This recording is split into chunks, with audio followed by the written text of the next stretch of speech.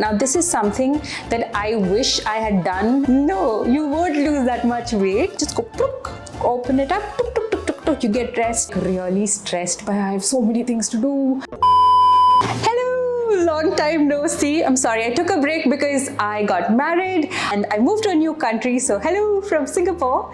And one of the videos that I was looking for a lot before I got married was tips to plan your wedding better, because I didn't have a wedding planner and I was going into it blind. And so I have 10 tips that I promise you will help make your wedding planning more organized, more stress-free. And these are tips that people have shared with me and also from my own experience that I feel would make your wedding planning super fun and easy. So number one would be to book your venues first. Once you know you're getting married, I'd highly recommend you go looking for venues, look at what you're looking for, like indoor, outdoor, if you want a specific city.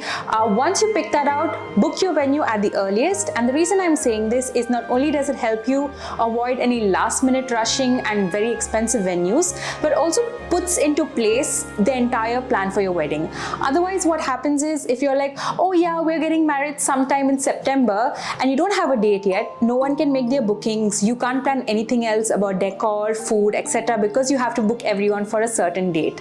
So if you book your venue first, trust me, everything will fall into place and nothing will be rushed and last minute. Another thing I would highly recommend is if you have multiple events like haldi, sangeet, etc., preferably try to do them all in one venue, because otherwise it's a lot of headache coordinating people to multiple venues, multiple vendors, decor in different places, running about. It's a lot of stress. Also, if you have a lot of outstation guests, this becomes a logistical nightmare. So if you are looking to have multiple events, then try looking for a venue which can host all of your events, so that also not only you but also your guests can have a very relaxing time. After each event, you can go rest. You don't have to worry about traffic, etc. You can rest, get ready and have a good time. Number two, prioritize your vendors. Now what I mean by this is you have so many aspects going on. You have photographer, decor, food, hair and makeup, outfits, etc. A lot of things. And you have to decide what's most important to you or what you want to give more attention or money to. For me, in my case, it was photographer at the top, and the second was hair and makeup, and the third was decor. Because the venues that I had picked, the food already came with an inbuilt caterer, so I didn't have to worry too much about that. And the reason why I had photographer at the top was because I knew that you'd have so many things happening, meeting people for a long time, and I do know that it was so memorable, but there are a lot of moments that I just don't remember because so many things are happening. And when you see the photos, it really takes you back to that memory and you can relive that. And also very important, like for me in my case, again, because my photographer was very important to me, I also took the time to find the right person. You look at their work. So for me, my brief was I wanted something that was candid yet cinematic. So with this brief in mind, we went through a couple of photographers, we looked at their work, we looked at their quotes, their budgets, etc. We were also clear about what we wanted, like whether we wanted an album, a full short movie, video, etc., etc. And those are the different kinds of packages. So based on what you want, you can decide with your photographer accordingly and fix upon a budget. When my hair and makeup person, this was someone that a friend had recommended to me, and I had her for my engagement, and I absolutely loved the look that she gave me. My brief again was very clear. I wanted to keep it natural, fresh, fun, and my makeup artist did a fabulous job at my engagement, and that's why I got her for the wedding as well. A wedding planner is also a big part of the whole vendor process, and it's honestly up to you if you want to have a planner, because it also depends on the kind of wedding you're having. If you are someone who's having like 5-6 events back to back, different decor, different this, different that, different location, if it's like a whole thing and you don't want to be bogged down by the small details of it, then definitely go with a wedding planner because they'll make your life easier. In my case, our events were kind of like low-key, smaller ones, and when we were running the numbers, we realized it would be more effective and affordable if we did all of this ourselves, and it was manageable for us to do it ourselves. So in that scenario, we didn't need a wedding planner, but if you do need a wedding planner, just look at what they are offering you. See if these are things that are absolutely necessary that someone else do. And if you feel like that takes a huge burden off your shoulders and helps you enjoy the day better, then go ahead with it. But do know that if that isn't within your budget, it is totally possible to do a really nice wedding even without a wedding planner. And that brings me to my third point, which is delegate. Now, it's so important to delegate different tasks to different members of your family. So in my case, I have 3 siblings and I assigned all 3 of them different tasks. So one was travel, one was logistics, and one was hospitality. And that meant that when guests were arriving, people had to check into their hotels. That work was taken off of me, which is something that, when so many things are happening, you really can't put your head to it. So delegate all of these tasks to as many friends, family, relatives as much as you can, because it will really help de-stress you a lot. And everyone there wants to help you out. They want to be involved. So if someone's offering help, take it. Another tip that I got, which was really helpful, was assign people to different vendors. For example, set someone in charge of food or decor or different places, so that if the decor person wanted to ask you questions like, should I put these flowers, that person in charge could directly answer all their questions instead of them calling you again and again like, ma'am, should we do this, ma'am, should we do that? Because again, you will not be in a mind space to answer all of these small questions. So delegate someone you trust in charge of that department and you will be sorted. Number 4 is make your guest list and double check them. Now this is something that I wish I had done more diligently, because when I made my guest list, I made it at one shot, and then I sent invites to the people I had on that guest list and then did the RSVP, etc. But what happened was, because I didn't go through my guest list more carefully, I realized later on that I missed out on calling a couple of people, and that really hurts. And even to this day, it's something I regret. Like, I've reached out to those people and apologized to them, because a lot of time what happens when you're making your list is you're thinking of different groups. So you're thinking of like high school friends, college friends, work friends, etc. But there are some friends who exist outside of the circle, or sometimes that circle is so big you could miss a few people here and there. So I would say double check your list to make sure you don't leave anybody out. 2, you could message someone from that particular friend circle and just tell them like, hey, can you just run your eyes through this list? Do you think I've missed anybody out? Like, let me know. Another thing is you might be a little concerned about guest list. Now your venue, say for example, has a limit of 400 people. So you think, oh, I should invite only 400 people or lesser. And that's why you might try to not add a few people to your guest list. But trust me, even in a case where everyone loves you and you're the best person in the planet, only like 70 to 80% of the people you invite will actually show up. So don't worry about over inviting people and for that reason not invite someone. I would say invite as much as you want. Like, invite, like, if your limit is 400, invite like 450 people, because 400 will show up. But even if it's more, your caterers will always make sure that there's a bit of extra food, and there won't be a scenario where like food has run out.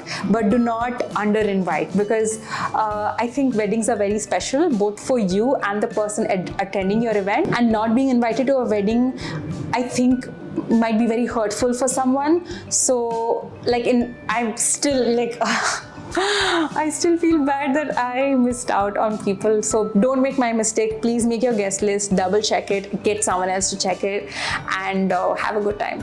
Number 5, don't keep shopping to the last minute.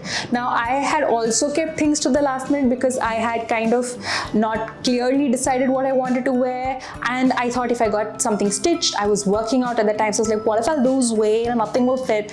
No, you won't lose that much weight. And 2, even if you lose weight, you can always alter it. But stitching something from scratch takes a lot of time, or even searching for an outfit takes time and is quite stressful.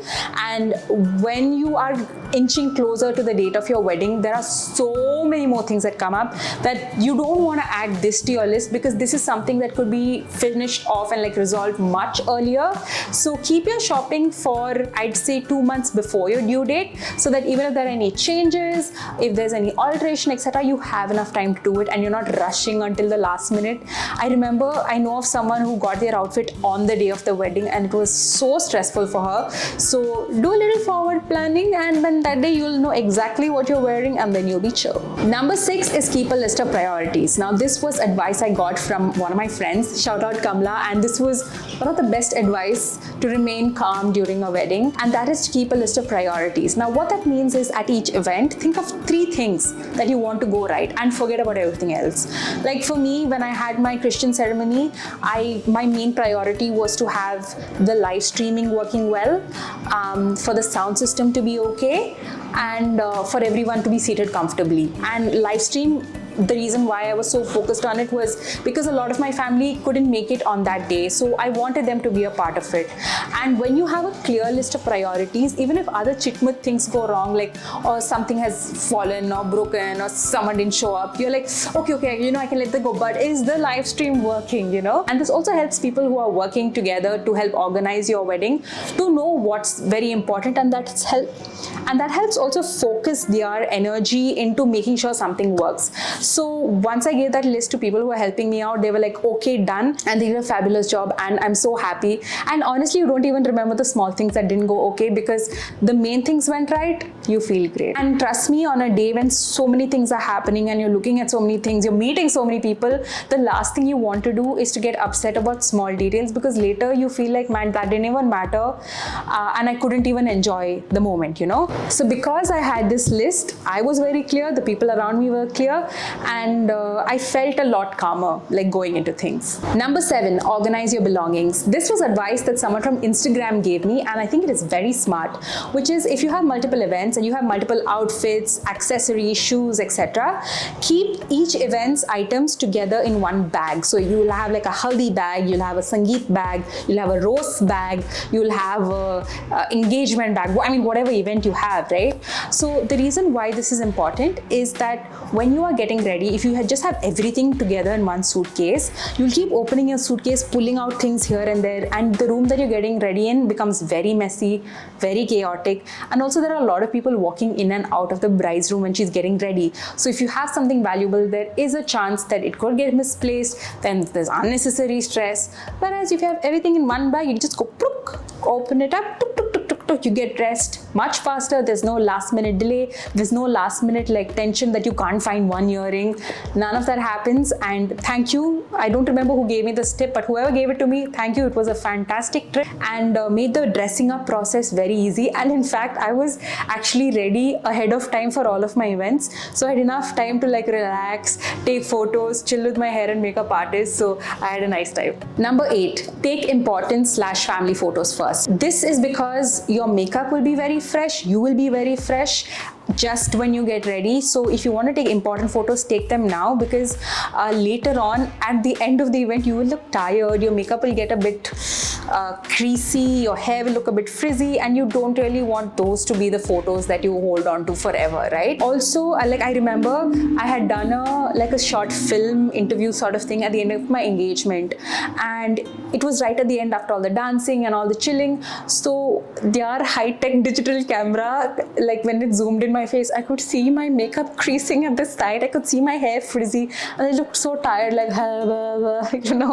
So I would highly recommend doing it at the start when you're full of energy or lively. And also family photos, so important. For me, family photos was a must do, especially because my family, all my relatives were meeting after a very long time. We're together after a long time. So right at the start of the event, because usually family comes a little earlier, so you make everybody sit on stage, you get the family photos done, the normal one, the crazy one done. Because if you keep it until the end of the event, by the time someone's gone to sleep, someone's gone here, someone's gone there, so you'll end up being on the stage shouting where is this one, where is that one? You're waiting, photographers waiting, people are waiting to have dinner.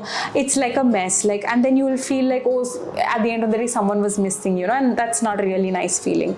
So get all of this done, then aram se, whoever else wants to come on stage, come, take photo, you can relax and you can do your thing. Hi! Number 9 is set aside time for people you want to catch up with. Now the thing is, when you meet someone for a wedding, you probably meeting your friends after years, or your family members after years, and when you're first meeting them, if you're meeting them directly at the event, you barely have any time to be hey, hi, how are you, before someone else is oh, hey, how are you? So you don't get that one-on-one time that you probably would have wanted. So I would suggest, if possible, have some time before the event where you can sit with them, talk to them, meet everyone properly, and then go and get ready.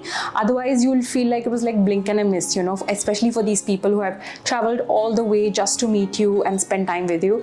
If possible, in your schedule to do that, like set aside that time, because it's really nice to have that time with friends and family who mean so much to you, and trust me, it's a great memory that you'll hold on to forever. And tip number 10 is, see if you can have a gap between your wedding and your honeymoon. Now your wedding, if it's a one-day thing, then great, like you're done, it's not too much stress, etc. But if you have multiple events and then you are going to leave for your honeymoon immediately after, it can be very stressful, because you have all your belongings and stuff from your wedding, plus you need to pack separately for your honeymoon. If you're going abroad, you need to sort out visa, travel, like it is so stressful. So I personally would suggest that if you can have like 2 days gap between when your wedding ends and your honeymoon begins, that gives you enough time to sort of rest, rejuvenate, so that with a clear mind and a fresh suitcase, you can go and enjoy your honeymoon. Overall, your wedding should be a time of joy and happiness. Make sure you and your partner discuss things like budgeting, how much you're going to pay. Like a lot of families do 50-50, but for some families that might not be the norm. And it's better that you are both on the same page about it before you start wedding planning, to avoid any ugly confrontations or fights or misunderstandings that happen later on. And remember that a wedding is like only a day or 2 day event, but a marriage is for lifetime, right? So don't let this 2 day event and the plans leading up to it affect your foundation for your marriage going ahead. It's always better to have open and honest conversations about what you want, what's important to you, what you're looking for, what you definitely don't want, and that makes it easier for both parties to understand each other and have a great time planning a wedding together. Someone said, just think of it as a big party that you're throwing for all your close friends and family, and that actually helps, because you can feel like really stressed by, I have so many things to do, so many things to look at. But if you look at it as okay, I'm just planning a big party for my friends and family, that takes the stress off a lot. So I hope if you are planning your wedding in the near future, that it's a very relaxing time. Don't get too bogged up in the little details because you won't even remember them later.